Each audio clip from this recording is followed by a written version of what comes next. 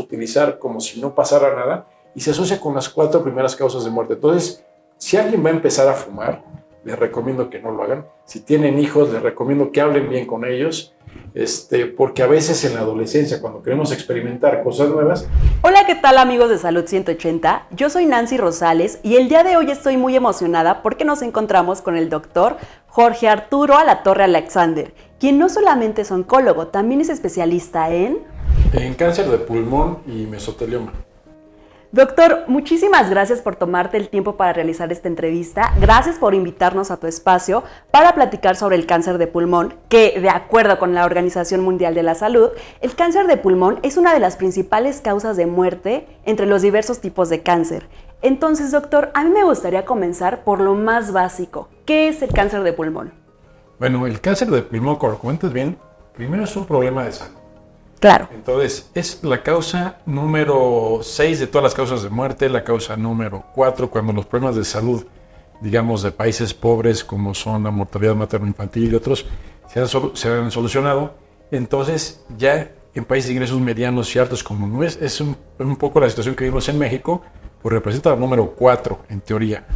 Entonces, es un problema de salud. Ahora, el cáncer son células de nuestro cuerpo que eventualmente se enferman. Entonces, obviamente el cáncer de pulmón se asocia en un 85% a personas que fumaron. No necesariamente tienes que haber fumado para tener cáncer de pulmón. Claro.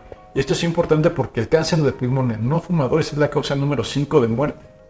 Entonces, es importante entenderlo, pero es cuando una célula de nuestro cuerpo que se encuentra en el pulmón se enferma y empieza a tener comportamientos agresivos de empezar a crecer de forma descontrolada, de viajar a otros órganos, que normalmente una célula no viaja a otros tejidos. Esta célula tiene la capacidad de viajar e invadir y hacer que dejen de funcionar tejidos. Entonces, por ejemplo, si viaja al otro pulmón, pues puede generar problemas en el pulmón. Si viaja al hígado, genera problemas en el hígado o al cerebro, etc. Entonces, en general es lo que conocemos como cáncer de pulmón.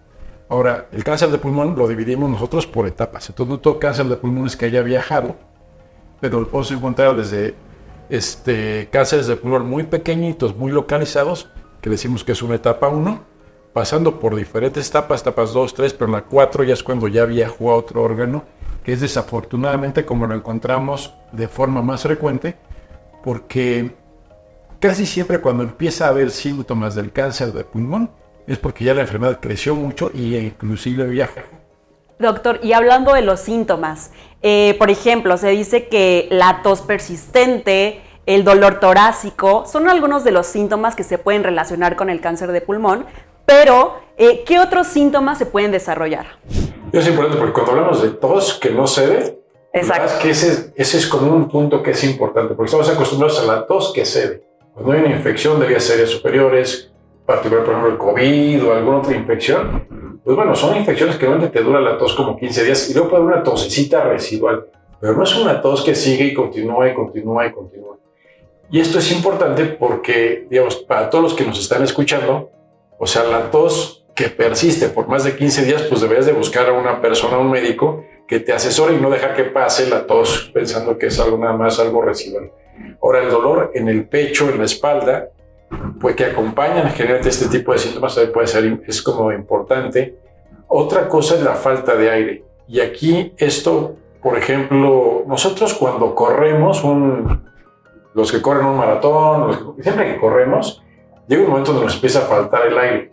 Pero imagínense que te empieza a faltar el aire por subir nada más escaleras. Sí. Por hacer una caminata de unos 100 metros y sientes como si hubieras corrido el maratón. Entonces, esa sensación de falta de aire debe ser una cosa que nos debe de alertar. Y algo que acompaña muchas enfermedades oncológicas, a diferencia de las infecciones, como comentaba hace ratito, tiene que ver con que bajes de peso. Una pérdida de peso no intencionada de más del 10% de tu peso corporal, por ejemplo, pues estás pesando 50 kilos y bajaste más de 5 kilos, pues no hay que preocuparse. O sea, no es como es una pérdida de peso no intencional y que está sucediendo. Entonces hay que buscar qué es lo que lo está generando. Entonces, cuando sumas la cuestión de síntomas respiratorios, ese dolor que me comentabas del tórax, que es importante, y la pérdida de peso, pues ya nos deben de alertar, pero también esto ya nos habla de una enfermedad que está generalmente avanzada. Ahora, ¿cómo nos gustaría encontrarla? Pues lo más chiquito posible. Exacto. Y la única forma de encontrarlo cuando no da síntomas, ahorita es para los fumadores. Los fumadores que tienen más de 50 años, hay un índice tabáquico que, para no confundirlos, luego les vamos a dejar ahí, yo creo que si es posible para compartirlo con las personas, es una proporción de los cigarros que ha fumado una persona durante varios años. No se trata de que fumé muchísimo durante 2 años y ya me da cáncer de pulmón, sería rarísimo. La verdad es que tienes que tener mucho tiempo fumando, cierta cantidad. Entonces, ese índice cuando está arriba de 20, lo que se recomienda, y tienes más de 50 años, hacerte una tomografía de baja dosis del tórax.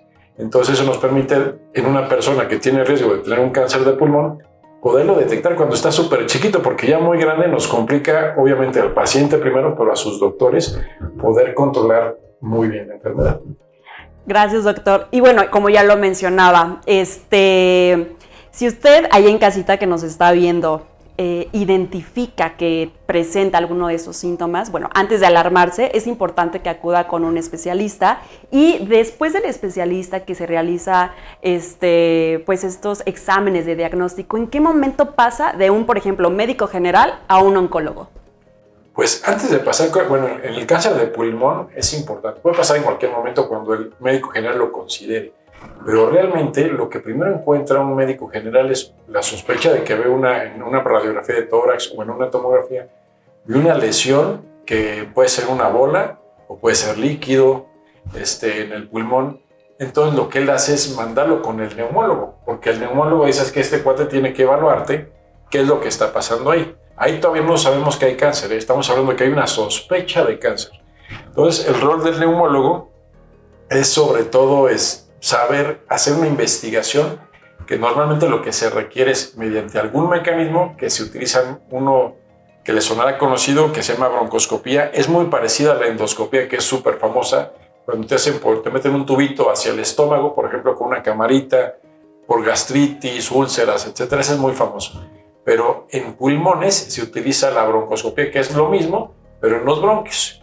Y llegan al sitio donde está el tumor y agarran una pequeña muestra del tejido tumoral, y entonces se manda a analizar a patología. Los patólogos son como nuestros auditores, son los que ven en microscopio qué células están ahí presentes, y cuando ven células de un cáncer, pues ya dices que este es el momento de que entre un oncólogo. Claro. Doctor, a mí me gustaría saber, bueno, como lo mencionabas hace rato, el tabaquismo es una de las principales responsables del cáncer de pulmón, hasta en un 85% de los casos. Pero, ¿cuáles son otras causas que pueden hacer que desarrollemos cáncer de pulmón? Mira, esa es una muy buena pregunta. Y la primera causa quizá es hay en Estados Unidos y en algunos países está el radón, que es como un producto de degeneración del uranio que se encuentra en las casas o en el trabajo que vive en su suelo y que no se mide en muchos lugares, la verdad. Entonces, pero es una causa. Ahora, en México la causa más frecuente que se da es el que haya cocinado las señoras con leña. Entonces, esto por eso les digo señoras, porque es lo más frecuente. También hay señores que cocinaban con leña, pero lo más frecuente es que sean señoras, y ahorita que son señoras como de arriba de 70 años, cada vez se cocina menos con leña en México. Pero sí hay muchas señoras que cocinaron durante muchos años y ahorita ya tienen arriba de los 60 años. Y la cuestión de haber cocinado y estar expuestos a inhalar el humo de leña, les pasa algo parecido como cuando inhalas el cigarro. Entonces se les genera EPOC, que es enfermedad pulmonar obstructiva crónica, que es el enfisema, que se ha escuchado mucho que le da a los fumadores. También le puede pasar a las señoras que cocinan con leña, pero también les puede dar cáncer de pulmón. Entonces es algo que encontramos en población, digamos, en México, que estuvo expuesta a esto, de que es gente de escasos recursos, o que nuestras abuelitas estuvieron cocinando con eso, pues les da cáncer de pulmón en una proporción casi del 35%, o sea, no es del 100% de pacientes con cáncer de pulmón, un 35% en institutos nacionales o hospitales que se dedican a tratar a gente de escasos recursos, lo ves casi en el 35% de los casos, no es para nada poco frecuente. Que esto está disminuyendo y cambia, por ejemplo, depende de la población, ¿no? Entonces, no es lo mismo Salubridad, IMSS, ISSSTE, Pemex, privado, Hay diferentes proporciones dependiendo de la población que se atiende. Por eso no se puede decir que el 35% de humo de leña es en México, pero sí es una proporción importante de pacientes que tienen como exposición eso. Otro importante es el asbesto. Entonces, el que estén inhalando asbesto por el techo o porque viven cerca de minas o cosas, cuando mucha gente por el trabajo, albañiles que se dedicaban a la demolición, construcción, etcétera, pues inhalaron asbesto. Entonces, ellos estaban expuestos a eso y sobre todo si hay mucha sinergia cuando si la persona fumaba y aparte está expuesto a asbesto, la posibilidad de tener cáncer de pulmón se incrementaba hasta 40 veces. Entonces, era un riesgo altísimo. Alto, claro. Oye, y ahorita que nos mencionabas sobre el humo de leña, se me vino a la mente el humo de segunda mano. ¿Qué pasa con estas personas que a lo mejor allá en casita tú no fumas, pero tienes a un familiar que está fumando y no se sale de casa? ¿Qué pasa con este humo de segunda mano, doctor? Es una súper pregunta porque está relacionado con cáncer de pulmón. O la relación no es como la del tabaco. O sea, una persona que fuma tiene 20 veces más que una persona que no fuma el riesgo de tener un cáncer de pulmón. Ahora, en una persona que es no fumadora, pero que se pone ese riesgo como de 1.6 veces. Entonces, bueno, no es tanto. Pero la cuestión es que es muy difícil determinar eso en una persona per se, en relación a que puede que esté, digamos, lo típico, ¿no? La señora no fuma y el esposo fuma. Pero el esposo fuma un cigarro cerca de la esposa nada más. Y a lo mejor es un espacio muy bien ventilado, ventanas abiertas y todo, pero la señora está ahí cerca y dice, no, es que sí, mi esposo fumaba. Bueno, sí. Pero no es lo mismo que estás en un bufete de contadores o cosas así, donde 4 fuman, 1 no fuma y el espacio es chiquito, cerrado, no ventilado. Entonces, controlar exactamente qué tanto estuvo una persona expuesta de forma indirecta al humo del tabaco es muy complicado. Lo que sí sabemos es que genera un riesgo, pero cuantificarlo por persona, por individuo, es muy difícil. Entonces, y también algo importante. Luego me llegan algunos pacientes, sobre todo por algunas terapias dirigidas que han salido, que curiosamente esas alteraciones moleculares se encuentran más en personas que no han fumado. Muchas veces tienen ese factor de riesgo de que el esposo, sí, pero hay algunos, como les decía hace rato, está la entidad de cáncer de pulmón del no fumador, donde encontramos muchas de estas alteraciones moleculares en el cáncer que nos han permitido dar tratamientos muy buenos, muy dirigidos, pero en muchos de ellos no hay como un factor de riesgo identificado.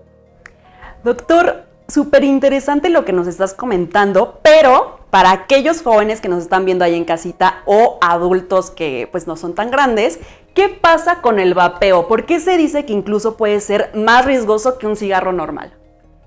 Bueno, no sabemos en cáncer de pulmón, lo que sí es que puede generar broncas respiratorias y eso los chavos lo tienen que saber. O sea, hay jóvenes que han muerto por algunas alteraciones respiratorias pulmonares, entonces por eso no se recomienda. Ahora, si me preguntan qué pasa con el cáncer de pulmón, es muy difícil de saber. Es algo parecido que cuando preguntan de la marihuana, ¿no? ¿Qué tanto se asocia a cáncer de pulmón? Algo que sucede en estas dos cosas, en el vapeo y en la marihuana, es que generalmente el que fuma marihuana o el que vapea, la mayoría de las veces no nada más vapea y no nada más usa marihuana, sino que también lo intercalan con cigarros normales. El problema es que genera muchos carcinógenos. O sea, los carcinógenos son aquellas sustancias que están plenamente demostradas que te pueden producir un cáncer y que se asocian con cáncer de pulmón. Ahora, lo que más lo produce es cuando tienes un cigarro encendido, la combustión, las sustancias que se producen por esa combustión. Los cigarros, hay dos tipos de, bueno, el vapeo, ¿no? Está el vape, y hay otros cigarros que son de calentar el mismo cigarro. Entonces no se produce la combustión, disminuyen los carcinógenos. Pero como les digo, estamos en una época de apenas como muy verdes para poder entender, porque esto no es nada más de que pasen, por ejemplo, en el tabaco, no, en 10 años no ves un cáncer de pulmón. Tienen que pasar como 20, 30 años de una persona que está fumando para que te dé cáncer de pulmón. Ahorita la parte del vapeo es relativamente nueva, tiene como 10, 15 años, igual los cigarros estos de calentamiento. Entonces, todavía no podemos dimensionar qué tanto efecto va a producir y si realmente va a ser igual de dañino o no que el tabaco, pero lo que sí se está produciendo es adictos a nicotina. La nicotina tiene el problema de que es súper adictiva, o sea, más adictiva que muchas otras drogas, entonces por eso los que se enganchan con esto se hacen clientes de esto casi para toda su vida. Entonces eso lo tienen que entender los jóvenes, porque si no, no nada más estamos hablando de cáncer, ahorita estamos hablando de cáncer de pulmón, pero cuando uno empieza a hablar de tabaco, las primeras 4 causas de muerte se asocian al tabaco. Infarto al corazón, infarto al cerebro, la EPOC y cáncer de pulmón. Las 4 se asocian al tabaco. Y el tabaco es de las pocas cosas que son realmente previsibles, ¿no?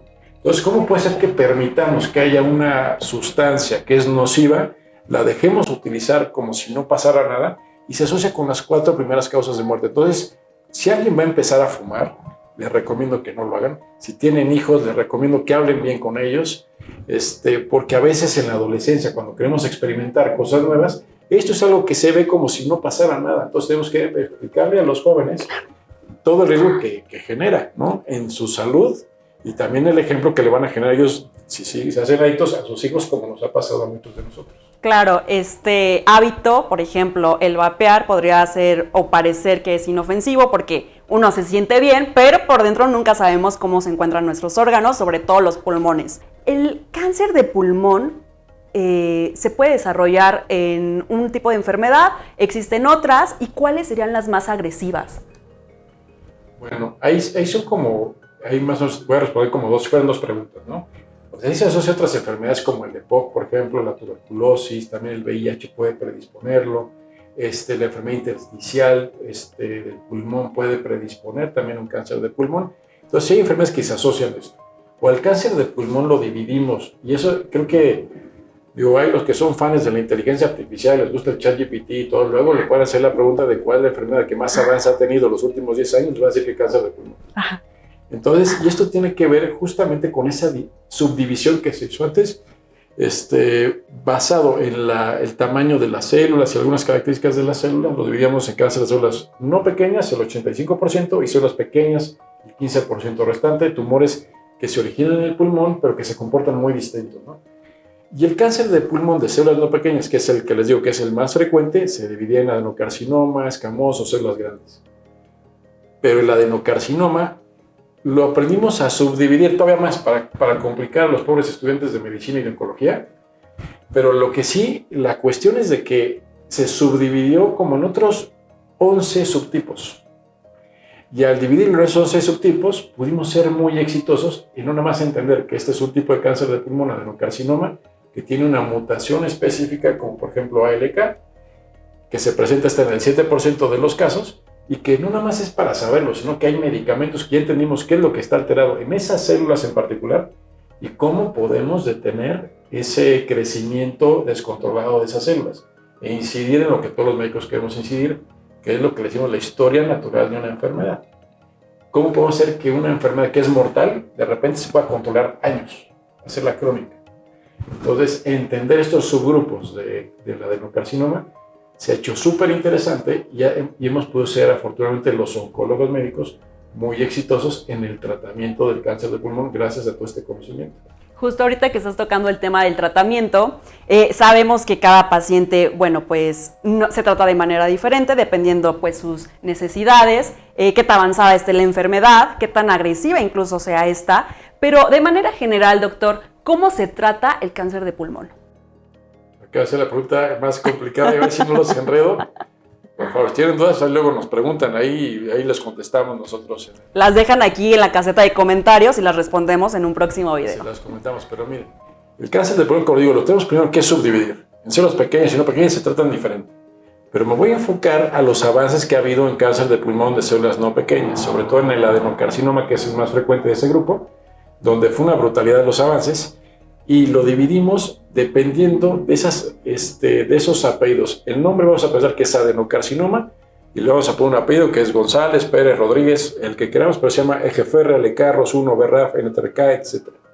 Entonces, al ponerle un apellido, yo puedo, que eso se encuentra casi en el 50% de los adenocarcinomas, yo les puedo dar una pastilla dirigida que se llaman inhibidores de tirosina sinasa, una pastilla. Imagínense que un cáncer de pulmón, que es la causa número 1 de muerte por cáncer, se puede tratar con una pastilla. Vamos a acostumbrarnos a que todo se puede tratar con quimioterapias y que la toxicidad de las quimioterapias, etc. Aquí, con una sola pastilla, podemos darle tratamiento a una persona y ser súper exitosos. Esas pastillas, a diferencia de lo que pasaba al principio, hace 14 años cuando salieron, el cerebro tiene una membranita, por decirlo, que es como una barrera natural que tenemos para proteger al cerebro. Los medicamentos generalmente no penetran esa barrerita. pues estas pastillas nuevas ya penetran la barrera. Entonces, si tiene metástasis a cerebro, que era de muy mal pronóstico, metástasis a cualquier parte del cuerpo, con una pastillita es impresionante lo que puedes lograr del control. Ahorita les hablo de qué tanto avance ha habido ahí, pero digamos que el 50% de los pacientes, si identificamos qué alteración molecular tienen, se les puede dar una pastilla. Y el otro 50% que no tienen esa alteración molecular en su tumor, utilizamos medicamentos que se llaman inmunoterapias. Las inmunoterapias son unos medicamentos que lo que hacen es que se activen tus defensas contra el cáncer. Y así como pasa en COVID, en otras infecciones, etc., cuando se activan tus defensas contra ese virus, contra esa célula infectada por ese virus, pues puede ser muy exitoso. Entonces, contamos con diferentes estrategias, muchas de ellas son combinadas con quimioterapia. La quimioterapia en cáncer de pulmón no es tan agresiva como otras quimioterapias, porque a veces piensa uno que quimioterapia es lo mismo, ¿no? Pero no siempre es lo mismo, no es el monstruo.